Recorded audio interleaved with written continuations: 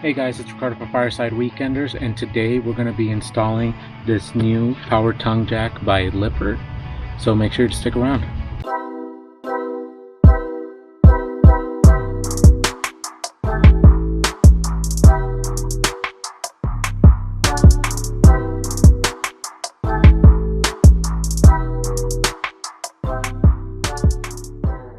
One of the reasons why we decided to go ahead and upgrade our tongue jack is because we have a weight distribution hitch. So this is going to make it a lot easier for us to be raising it up and down.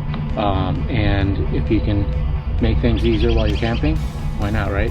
Now, some of the tools that you're going to need are, first, a way to be able to keep the trailer from obviously falling when you remove the tongue jack. So the way I'm going to do it is by placing 2 jack stands on each side, but you can also use your vehicle. Just back it right up, hook it up right to the hitch, and all you need to do is make sure that it doesn't fall down. The next thing is we're going to be using a 14mm wrench.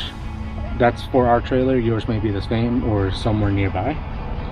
And then the second thing we're going to do is I'm going to use this these ring terminals. This is a 10 gauge wire that goes with this. That's just going to make it a little bit easier and a better clean install when we're hooking it up to the battery. So that's for us. It's not necessary, but I strongly recommend it.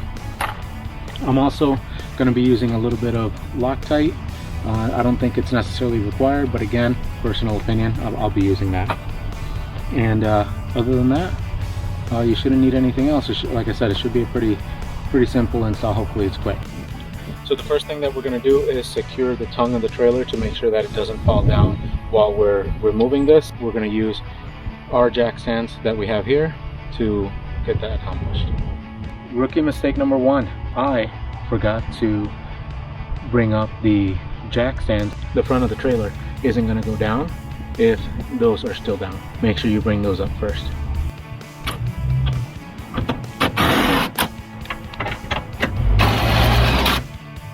Now that we have that, I'm going to lower the front of it so I don't have to extend these so much and get started.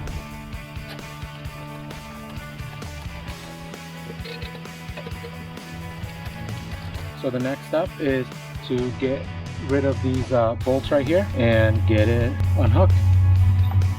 We're going to use our 14mm wrench here to get that done.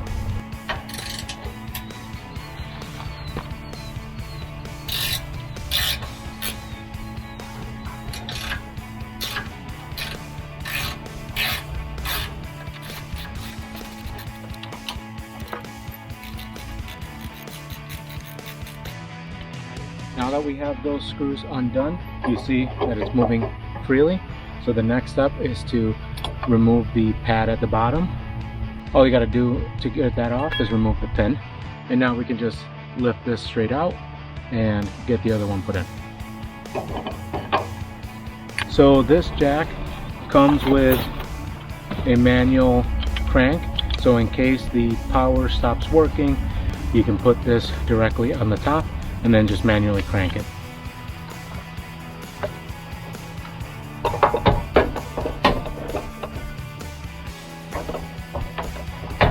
Now we're gonna go ahead and secure this with the bolts that they provided.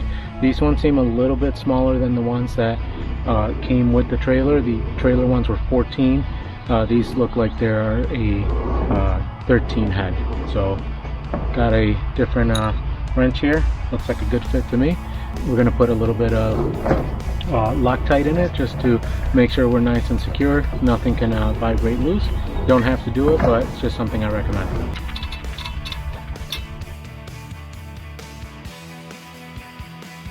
Alright, so it doesn't really tell you how much to tighten this up, but just the other ones weren't terribly tight, so just make sure it's hand tight and it won't come off on you. Other than that, you should be good.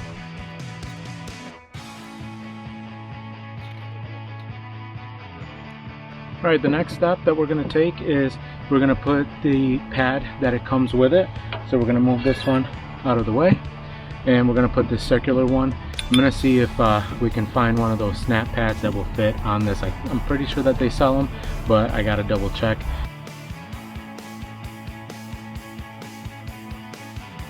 some of the things that we like about this, it's got a nice sleek design, and it has a nice light in here, so if we're hooking up at night or if we're in the campground we need a little bit of additional light, then we can go ahead and turn that on without any issues. This also comes with a 30 amp inline fuse in it, so make sure that when you're buying your additional parts for your trailer you have a few 30 amps in case something happens. And if it stops working, make sure you go here to troubleshoot first.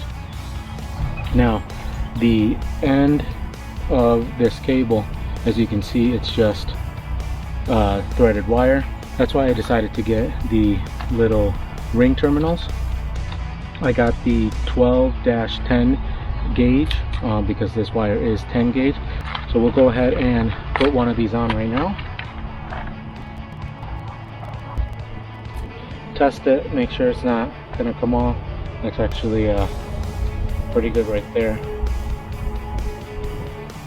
So I'm pretty happy with this. Now we can go ahead and run it through the loop and get it connected.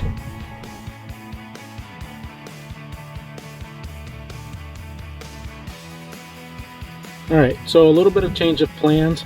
I was actually going to connect this to the point at the bottom of where all the connections are in the trailer, but the cable that Lippert sent you, it's not long enough. So Lippert, if you're listening, a little bit of a longer cable on this would be great, because the user can then just cut it to whatever length they actually need. It's probably missing, I don't know, a good 2 feet, 3 feet. So I can either go and get a longer cable and then just tie it into it, or I can just connect it to the battery. Most people just probably do it to the battery. I wanted to leave that and have as least connections on the battery as possible, so whenever I'm taking my battery out I don't have to disconnect everything. That's not the case for us today, so what I'm going to go ahead and do is just connect it to the battery, and then later on if I want to do it, then I'll just get extra cable. It shouldn't be a difficult thing to do.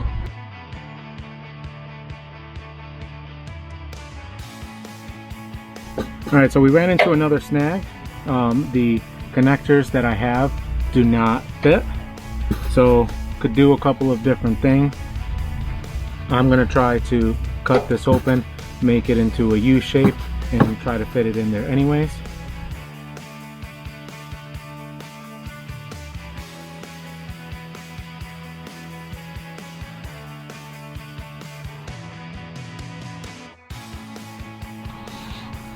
Alright, so that worked. It looks like it has a good connection there. I'm not happy with it. I usually like the jobs to be a little bit cleaner than this. Like I said before, I prefer to have it connected down on the other end, and I definitely don't like to do little hacks like this. It works. The power tongue jack does work perfectly fine, but I'll go back in and fix it when I have a little bit more time. Right now we're getting ready for a trip in about a month, and we have a ton more projects left to go. In the meantime, once it fails, or before that, hopefully I'll get it fixed.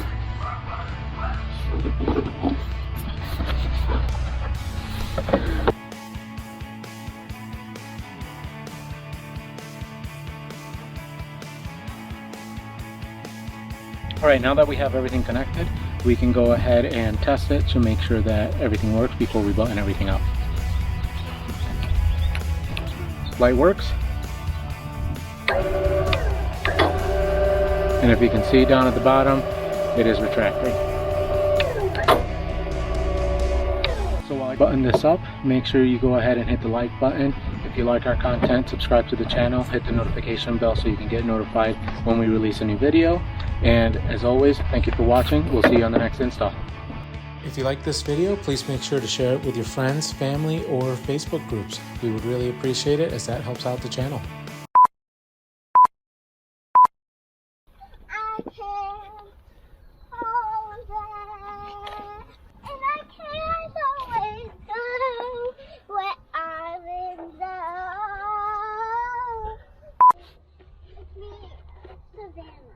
And I'm Charlie too. And these are, this is You talk to the camera. You talk to the camera. Oh, yeah. I talk to the camera.